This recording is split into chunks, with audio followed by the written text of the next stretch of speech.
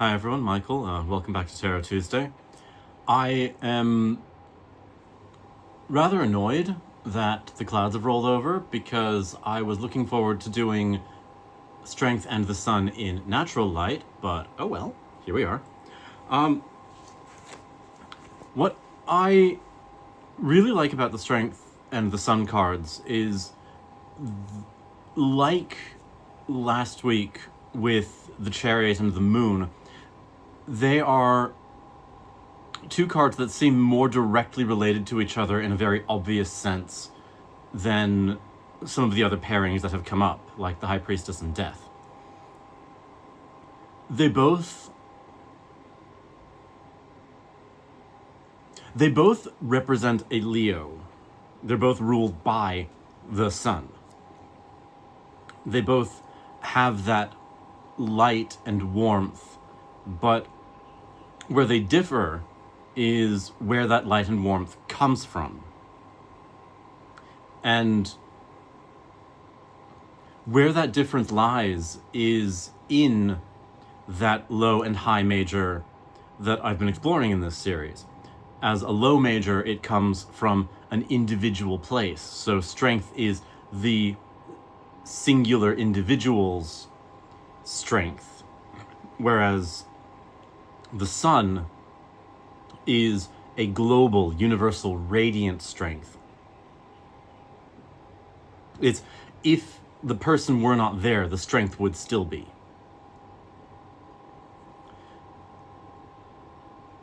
Where I find the low-high bifurcation interesting with these is that there is only a singular source of light in this scenario. And whether they are upright or reversed shows where that light is at the present moment. So with a strength reversed, that light is coming from outside. Strength reversed faces the sun upright. It is a feeling of flagging strength, of weakness, or strength that is too great to bear. It's asking too much and requires that external validation almost of a universal truth coming into the person's life to remind them that they have the fortitude. They just need to seek it. They need to remember it and access it from places where they had forgotten that they'd left it. Whereas a strength upright, the fortitude, that light, that warmth is within the individual, and they are the sun radiating out into their environment. They are the source of fortitude. They are the source of resilience. And strength upright then shows the sun reversed. It faces the sun reversed. It is the setting. It is the coming of night. It is the return of the moon. It is the necessity to seek out the unseen and understand it, despite how it might terrify, how it might impose. And the exact triangulation of it, I'm actually going to be looking at in a few weeks' time after I get through to the end of the Major Arcana and start looking more into how these things intersect a bit more in detail. But for now, it brings into a clearer focus the direction that this low-high study is heading. And the conclusion that I'm starting to draw from it is, as a single card situation, it's not just a single card. It is I think I've brought it into a 3-card situation, which, again, I'll sort of fully explain the theory behind that in a few weeks. But basically, the way that these two interact with each other,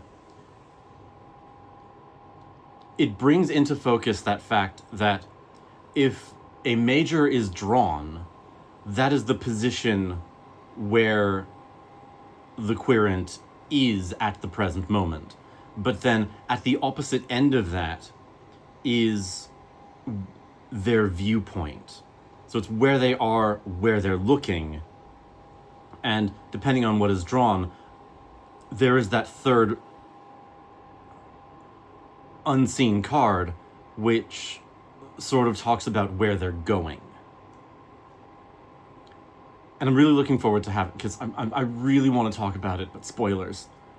But the short version for these two, and this is going to be very quick because they're very obvious. You are either the light or you are looking at the light. And depending on that,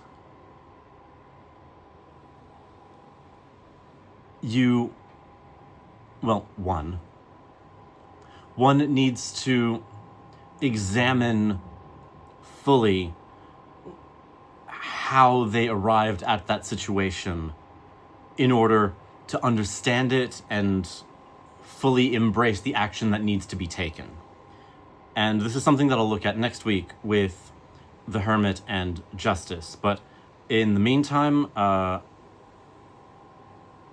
thank you for listening. Have a good day. Stay positive. Especially my American friends and family. I know this is a supremely fucked up time. And I know that the sun has gone down on many of our lives, and we can't see it. But just know that if you cannot see the light, it is because it is behind you, it is in you, and it is giving you what you need to survive, to see the sun come up again. Love you all.